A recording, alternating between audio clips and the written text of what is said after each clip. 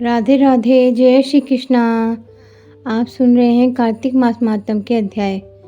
आज हम सुनेंगे कार्तिक मास महात्म का 35वां अध्याय। उससे पहले जानते हैं कि तुलसी विवाह क्यों मनाया जाता है और ये किस लिए, इसका क्या महत्व है।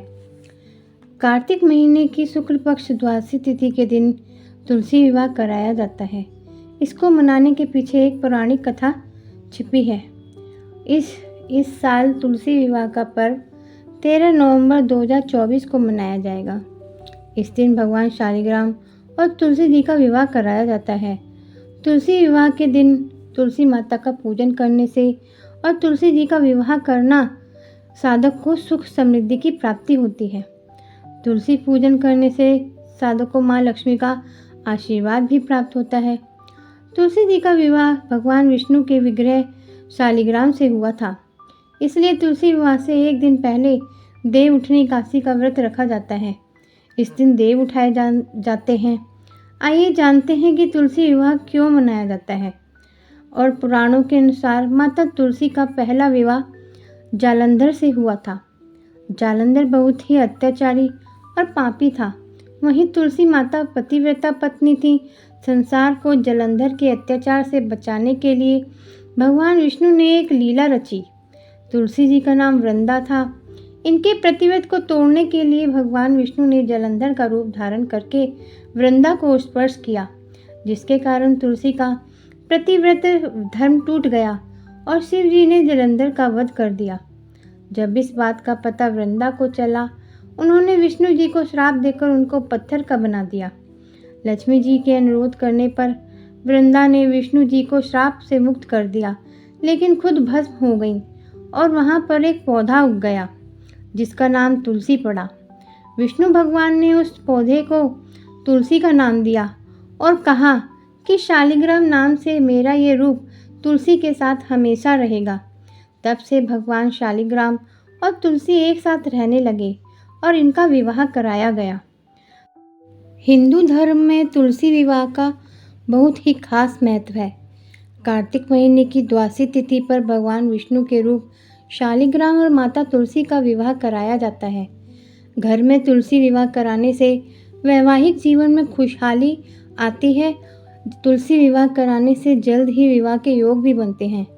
जिन कुंवारे और मांगलिक लोगों का विवाह नहीं होता, इससे अगर तुलसी विवाह कराते हैं तो इससे विवाह में आने वाली सारी परेशानियां दूर हो जाती हैं। तुलसी विवाह जरूर कराना चाहिए। जिसके घर जो कन्यादान करना चाहते हैं उनको अवश्य ही तुलसी विवाह कराना चाहिए। आइए शुरू करते हैं कार्तिक मास महात्म का 35वां अध्याय। तुलसी विवाह विधि प्रारंभ। शिवा गिरा शंकर सुवन शंभु शुक्र मुनि व्यास, तुलसी माता सुमिर कर लिखे वाक्य कुछ दास। इतनी कथा सुनकर ऋषिवर कहने लगे, हे सूत जी, अब हम आपसे तुलसी जी के विवाह की विधि पूछना चाहते हैं। कृपा कर वर्णन कीजिए। ऋषिवरों के वाक्य सुनकर आनंद में मगन होते हुए सूत जी कहने लगे, हे मुनीश्वरों, अब मैं आपके सामने तुलसी जी के विवाह की विधि का वर्णन करता हूँ, इसलिए सावधान होकर सुनने का कष्ट करें। जब उत्तरायण रवि हो, गुरु शुक्र का उदय हो, विवाह के नक्षत्र हो और विशेषकर पूर्णिमा हो अथवा कार्तिक का महीना व भीष्म पंचक हो, तब तुलसी वन में वह अपने घर में सुंदर मंडप और उत्तम हवन कुंड के सहित मनोहर वेदी की रचना करता हुआ ऋत्विज ब्राह्मणों का जो विद्वान और राग द्वेषादि से रहित हो निमंत्रित करें, बुलावें और गृह यज्ञ आरंभ करता हुआ मातृकाओं की पूजा करें। हे मुनीश्वरों, ऋत्विजी के उपस्थित हो जाने पर पहले नंदीमुख श्राद्ध करें और तत्पश्चात सुवर्ण के भगवान शालिग्राम बनाकर उनका विधि विधान से पूजा सामग्री से पूजा करता हुआ चांदी की तुलसी को उनके समर्पण कर दें। इस प्रकार विवाह विधि से तुलसी जी का पाणी ग्रहण कराने के पश्चात विधि पूर्वक होम करें और उसके बाद सपत्नी की यजमान, भाई बंधु और सेवकों के साथ चारों ऋत्विजों के सहित विष्णु भगवान की प्रेम से प्रदक्षिणा करता हुआ शांति पाठ और मंगल गान करें। उस समय स्त्रियों के मंगल गान के सहित भेरी आदि बाजे भी बजवाने चाहिए। हे मुनीश्वरों, ऐसा हो जाने के पश्चात यजमान को गौदान और शय्यादान करना चाहिए और ऋत्विजों को दक्षिणा देकर विप्र भोज और जाति भोज करना चाहिए। इतनी कथा सुनाकर सूत जी कहने लगे, हे मुनीश्वरों, इस प्रकार जो मनुष्य श्रद्धा भक्ति से युक्त होकर सत्य, शांति और संतोष को धारण करता है, विष्णु भगवान को तुलसी जी समर्पण करता है, वह समस्त पापों से रहित होकर समस्त संसारी सुखों को प्राप्त करता हुआ अंत में विष्णु पद को प्राप्त हो जाता है। इसमें संशय नहीं करना चाहिए। हे मुनीश्वरों, जिस प्रकार से तुलसी जी के विवाह की विधि बतलाई गई है, उसी प्रकार आंवला, शमी और पीपल की विवाह विधि भी समझनी चाहिए। कार्तिक मास के महीने में विवाह के दिन अथवा उसके प्रथम दिन प्रातःकाल नंदीमुख श्राद्ध और मातृयोग करके गोधूलीय लग्न में यजमान स्नान करे और शुद्ध श्वेत वस्त्र पहनकर नित्य क्रिया के बाद मंडप के नीचे कुशासन का पूर्व की ओर मुख करके बैठे और तत्पश्चात आचमन और प्राणायाम करके संकल्प का उच्चारण करे। संकल्प पढ़ने के पश्चात पुष्प हाथ में लेकर गणेश जी पर चढ़ावे और तत्पश्चात स्वस्ति वाचन और पुण्य वाचन पढ़ता हुआ अथवा ब्राह्मणों द्वारा उच्चारण करता हुआ भगवान का ध्यान करे। तत्पश्चात दूध व कुशा द्वारा कलश के जल के छींटे लगाता हुआ निम्न वाक्यों का उच्चारण करे। ओम शांतिरस्तु, पुष्टिरस्तु, तुष्टिरस्तु, वृद्धिरस्तु, अविघ्नमस्तु, आयुष्यमस्तु, आरोग्यमस्तु, शिवकर्म समृद्धिरस्तु, वेद समृद्धिरस्तु, शास्त्र समृद्धिरस्तु, धन धान्य समृद्धिरस्तु, इष्ट संपदस्तु, अरिष्ट निरसनमस्तु, यत्पापं रोगमशु शुभ कल्याणं तददूरे प्रतिहतमस्तु, यच्छेदहस्तदस्तु, उत्तरे कर्मणि निर्विघ्नमस्तु, उत्तरोत्तरा क्रियाशोभा शुभा शोभना संपदतां तिथिकरण मुहूर्ते नक्षत्र ग्रह लग्न संपदस्तु, अर्थात शांति, पुष्टि और पुष्टि बुद्धि आदि मुझे सर्वदा प्राप्त हों। इस प्रकार उच्चारण करता हुआ यजमान प्रार्थना करे कि तिथि, करण, मुहूर्त, नक्षत्र, ग्रह और लग्न आदि देवता मेरे ऊपर प्रसन्न हों। दुर्गा पांचाली प्रसन्न हों, अग्नि पुरोगा और विश्वदेवा प्रसन्न हों, इंद्र पुरोगा, मरुदगण देवता प्रसन्न हों, माहेश्वरी से लेकर उमा आदि माताएं प्रसन्न हों, वशिष्ठ आदि से लेकर सब ऋषिवर प्रसन्न हों, ऋग्वेद आदि प्रसन्न हों, ब्रह्मा और सब ब्राह्मण प्रसन्न हों, श्री सरस्वती, श्रद्धा भगवती, कल्याणी, रिद्धि सिद्धि, तुष्टि पुष्टि और अभय करने वाली देवियों सहित गणनायक, कुल देवता, ग्राम देवता और इष्ट देवता सब मुझ पर प्रसन्न हों तथा ब्रह्मद्वेषी, पापी, दुराचारी, निंदक, व्यभिचारी, विघ्नकर्ता, तस्कर, शत्रु नष्ट हों, घोर नरकों का शमन हो और शुभ कर्मों का उदय हो। जल, ऋतु, औषधियाँ, नदी, पहाड़, अतिथि, अग्नि, आहुतियाँ, दिन रात, घटी और पल आदि मेरे लिए कल्याण करने वाले हों। रवि, चंद्र, मंगल, बुध, गुरु, शुक्र, शनि, केतु आदि ग्रह, भगवान विष्णु, मेघ और स्वामी कार्तिक वीर्य मेरे ऊपर सदा प्रसन्न रहें। इस प्रकार उच्चारण करने के बाद श्रद्धा भक्ति से युक्त होकर यजमान ऋत्विज ब्राह्मणों का वर्ण करे, अर्थात उनके तिलक और मौली बंधन करे। ऐसा करने पर ब्राह्मण लोग स्वस्ति वाचन और पुण्यावचन पढ़ने के बाद यजमान की रक्षा के लिए मंत्रों का उच्चारण करते हुए यजमान के चारों ओर अक्षत छोड़े। इस तरह करने के बाद आचार्य जल का स्पर्श करके यजमान के मौली बांधे और तिलक करे। इसके बाद सूर्य आदि ग्रहों का आवाहन और पूजन करे और तत्पश्चात पंच पल्लव और सुपारी आदि पूजा सामग्री से कलश का स्थापन और पूजन करे। उपयुक्त मंत्रों से कलश प्रार्थना कराने के बाद आचार्य तुलसी जी के बिरले पर मंडप करके विवाहिता विधि अनुसार वेदी बनावे और तत्पश्चात सर्वतोभद्र मंडल पर सर्व स्वर्ण के भगवान शालिग्राम और तुलसी के वृक्ष की स्थापना करे।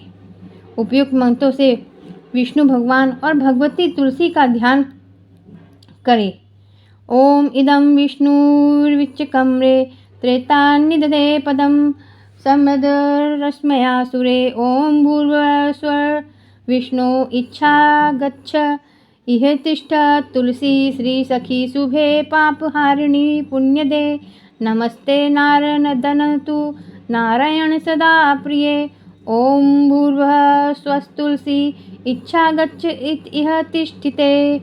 इन मंत्रों से देश काल का उच्चारण करते हुए सब प्रकार के विघ्न पाप और दुखों की शांति के लिए तथा श्री विष्णु भगवान की प्रीति के लिए यजमान द्वारा पूजा सामग्री से विष्णु जी और तुलसी जी का पूजन करावे।